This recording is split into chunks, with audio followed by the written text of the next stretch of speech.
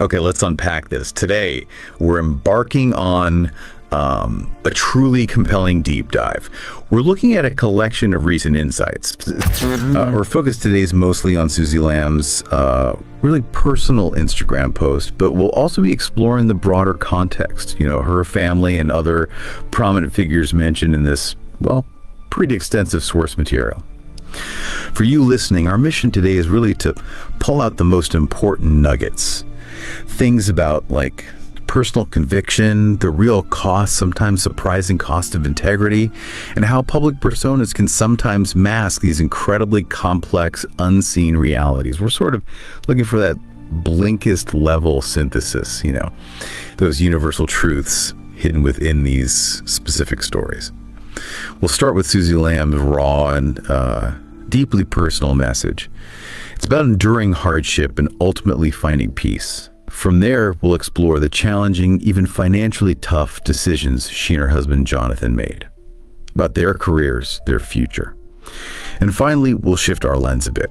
We'll look at some fascinating and maybe sometimes unsettling observations about Doug Weiss, particularly the shifting public perception of him and, well, the ripple effects of past choices.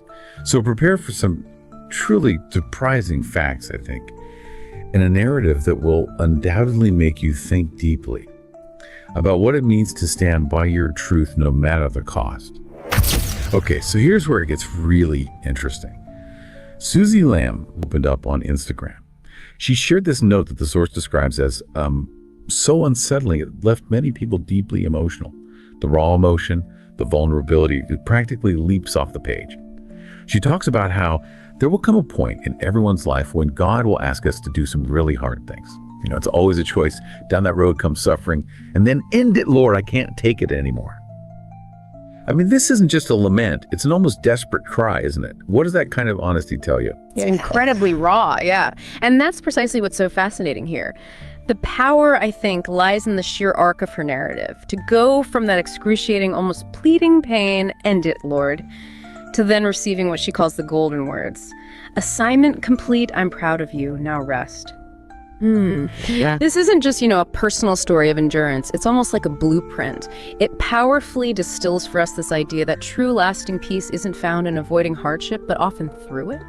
Forged in the fires of conviction, when integrity becomes that non-negotiable anchor, it speaks to a profound personal journey of not just surviving, but transforming and finding a deep peace and grace. Absolutely. It's a journey from desperation right through to declaration. The outcome she highlights is becoming stronger and more resilient than we've ever imagined, end quote. And her statement, trusting him in this process has been one of the greatest privileges of my life. I would do it 100 times over. He forever has my yes is just. Well, staggering. For many listeners, I imagine that path to such unwavering commitment often comes with immense doubt. Does the source shed any more light on the struggle she faced even after making those initial difficult choices? Or is it presented as more of a linear progression towards this peace? Well, the source really emphasizes that the peace came after the struggle, a direct result of her unwavering conviction. It's presented as the reward for holding firm. She talks about entering a blissful season and even mentions finding trophy wife socks at a local shop that she just had to grab. Now that might sound like a quirky detail, right? But if we connect this to the bigger picture, it's actually a small yet potent symbol. It reflects her actively rejecting a life of maybe subservience or mere adornment, and instead embracing her newfound autonomy and freedom after enduring what she called walking in a promise kept by my father. Her choice to say she'd rather walk away than live as some trophy wife was her way of bringing the truth into the light. It's an active, almost celebratory declaration of her personal values. That's a crucial point. It's not just about what she walked away from, but what she walked towards. This underscores that critical theme of integrity. Choosing to step out of comfort, even knowing it, meant significant implications, rather than compromising personal convictions. And those implications were certainly significant, especially concerning their finances, weren't they? There's this common public perception of them as, multi-millionaires working for a multi-million-dollar ministry. That's the narrative many people probably assumed. That's right. And the reality presented in the source paints a very different picture, actually. While Jonathan did have a hefty salary as vice president of JR, that's Jonathan Lamb's family ministry back in 2022, and Suzy also received a nice salary, they make it clear that they were still paying a mortgage. And they had substantial bills from a lifestyle that was with a larger set of income. This significantly challenges that public narrative and highlights the very practical, maybe even anxious impact of their choices. Walking away from that kind of income stream isn't just a theoretical decision. It has immediate, tangible consequences on daily life, on family finances, future security. It absolutely does, yeah. The ultimate choice they made was to move on, to let go of everything that happened, clearly choosing peace over profit. Suzy talks about her readiness to sell this house and move on, even begging God, when will Jonathan be ready? It's clear this was a deeply personal and difficult journey for both of them. And the source also makes an important point about family dynamics, mentioning that Mama Joni has finally agreed to everything. Now, for listeners connecting these dots, this is significant because Mama Joni is, in fact, Jonathan's mother, Joni Lamb, who, as we'll soon discover, becomes a key figure in our next discussion point. Yeah, and this directly illustrates Suzy's earlier statement, lay everything on the altar for the truth. The source is explicit here. If they had simply gone along with the charade, praised my mom's marriage, referring to Joanne's marriage, and continued to not question anything about Pete, Jonathan would apparently have been the next president of JAR. This is a very clear, very concrete example of sacrificing a powerful position, a secure future, significant financial comfort, all for personal conviction and truth. It's a testament to the profound weight of choosing one's truth, a choice that for them came at the highest professional cost, yet led to that declared deep peace and grace. And that's a monumental sacrifice. Wow. Their final decision to move on permanently, with Mama Joni finally agreeing, really brings home the full scope of their commitment. So what does this all mean for someone, balancing their deeply personal truth with immense external pressures, especially complex family dynamics and public expectations? It truly shows that conviction isn't just a feeling, it's an action, and often a very costly one. Suzy and Jonathan's story is just a powerful testament to the liberating, though costly nature of conviction. Now let's shift gears. We shift to another figure mentioned in the source material, Doug Weiss. His narrative, while different in its specifics, offers maybe a contrasting lens on how public personas and private realities can diverge and the long-term ripple effects of choices and character. We're getting a fascinating yet and at times maybe unsettling picture of his public and private presentation, especially when contrasting past observations with more recent ones. The contrast is pretty startling, actually. The source describes Doug Weiss back in 2021 as a bodybuilding contest winner in Colorado. Almost 60 years young, in great shape, energized, 62% hydration, still married to Lisa Weiss at the time. He looked amazing, truly in his prime, according to the source. It paints a picture of vitality and robust health, doesn't it? It absolutely does. And that's precisely what's so striking when you juxtapose it with more recent observations. What's fascinating here is how dramatically his appearance is described to have changed since then. The source notes he looks really strange lately, almost unrecognizable, swollen, and his voice is slurred. While acknowledging it may be a medical something, and we certainly aren't speculating on health conditions here, the observations that this dramatic shift is disconcerting to those around him. It's prompted widespread concern. It offers an almost visceral illustration, maybe, of how an unaddressed past or a misalignment between public persona and private reality can eventually manifest outwardly, sometimes leading to a kind of public unraveling.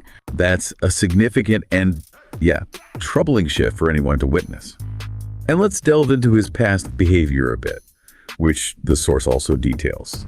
He was known as a sex doctor, a controversial title, reflecting his focus on intimacy and relationships within religious contexts. And he was openly described as a former sex addict that had sex shows. Even in women's conferences, his segments were apparently sex-based, and his language was deemed a little bit too strong, not just for a Christian environment, but maybe even secular. The source states that women's staff felt uncomfortable around him, and he would often give a woman an up and down view. That's pretty concerning. Right. This raises an important question, doesn't it? About the fine line between addressing sensitive topics and creating an uncomfortable or maybe even inappropriate environment. The source suggests there are healthy ways and godly ways to have these conversations, clearly implying his approach wasn't seen that way by many, especially the staff. This pattern of discomfort around him, described as long-standing, is quite telling. It speaks to a potential lack of professional boundaries, perhaps. Or maybe an inability to adapt his communication style to suit different audiences and settings, particularly within a ministry context where trust and respect are, paramount. And the interaction with Suzy Lamb is also interesting to note. It provides even more context to his character. The source recalls that everybody knew his laugh, and Joni was one of those people who actually made fun of his laugh. There's even a mention of a prophetic laugh that someone named Shannon Kelly heard in a dream. It's a quirky detail, sure, but it speaks to how unique and perhaps even jarring his presence could be. It does, yeah.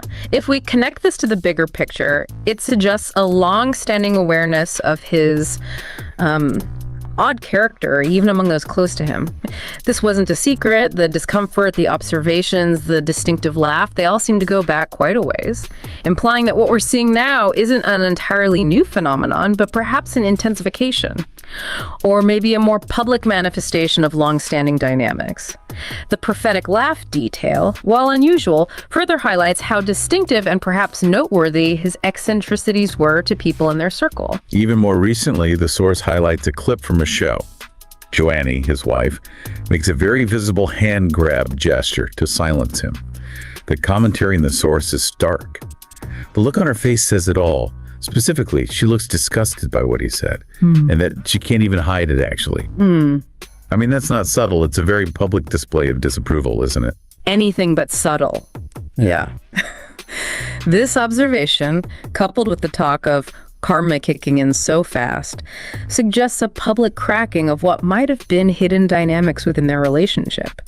The idea that truth starts surfacing when manipulation power struggles and hidden motives begin to crack in public view is a powerful commentary. It touches on the long-term effects of actions and choices. It implies that these underlying tensions might have always been present, but now they're becoming too difficult to contain behind that public facade. It's a stark reminder, really, that what's hidden often doesn't stay hidden forever, and that the strain of maintaining a particular image can eventually lead to very visible fractures.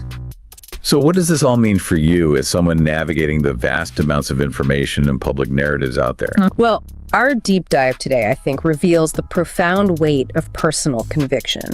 How choosing one's truth, like Suzy and Jonathan Lamb did, can come at a significant cost, yes, but also lead to a deep sense of peace and freedom. And conversely, how public personas, when they're not rooted in genuine alignment, can unravel, exposing underlying discomfort and the ripple effects of choices, as we see starkly observed with Doug Weiss. These stories underscore a fundamental truth about human experience, perhaps. The path to integrity, though often challenging, seems to offer a more sustainable and ultimately peaceful outcome. It's a powerful reminder, definitely, that what we see on the surface, the Instagram posts, the public appearances, the assumed wealth, is often just a sliver of the full story. The sources highlight the struggle for integrity, the real-world impact of difficult decisions, and the often unseen battles people face behind the scenes. They challenge us, really, to look beyond the immediate narrative and consider the deeper currents at play. And this raises an important question for you to consider listening in. In a world filled with carefully constructed images and narratives, how do we discern between those surface appearances and the deeper, often more complex truths beneath? How much are we willing to interrogate the stories we're presented with? And maybe a final provocative thought to leave you with. How might the stories we choose to believe about others, and perhaps even more importantly, the stories we choose to believe and tell about ourselves, how might they shape not just our own reality, but the perceptions and experiences of those around us, even years down the line, affecting legacies and relationships in ways we might never fully anticipate? Thank you for joining us for this deep dive. As the years went by, controlling and coercive seemed to become running themes with Joni. In 2011, after Jonathan and Suzy got married and Jonathan became Daystar's vice president, Joni began grooming Suzy to become the Daystar matriarch. It was no secret that Jonathan would one day take over Marcus's role as president of Daystar.